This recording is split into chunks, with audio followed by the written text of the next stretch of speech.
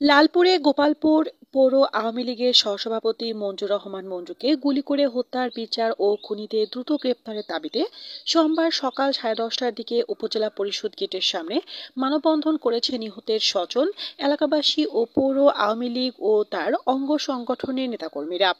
এ সময় দ্রুত খুনিদের গ্রেপ্তার করা না হলে কঠোর আন্দোলনের ঘোষণা দেন তারা।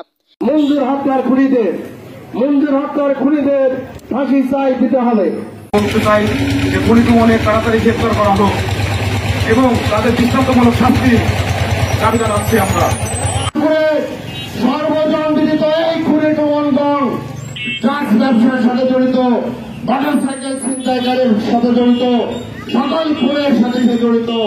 তারপরেও একটার পর একটা সে খুন করে যাচ্ছে, আমাদের মা বোনের কোল খালি করছে, তারপরে সে জামিনে এসে আবার এই হত্যাকাণ্ডে জড়িত হচ্ছে। মঞ্জু হত্যার খুনিদের দ্রুত গ্রেপ্তার করে আইনের আওতায় এনে তাদের দৃষ্টান্তমূলক শাস্তি দাবি করছি। যদি তা না হয় তাহলে পরবর্তীতে আমরা শুধু মানববন্ধন নাই, এর পেতে বড় বড় কর্মসূচি দিয়ে। এতে বক্তব্য রাখেন পৌর আওয়ামী লীগের সাধারণ সম্পাদক সাদির হোসেন, সাংগঠনিক সম্পাদক মাইনুল ইসলাম, আওয়ামী লীগ নেতা ফিরোজ আল হক ভুইয়া, পৌর যুবলীগের সভাপতি নাজমুল হোসেন, নিহতের ছোট ভাই মোস্তাফিজুর রহমান মোস্তাক প্রমুখ।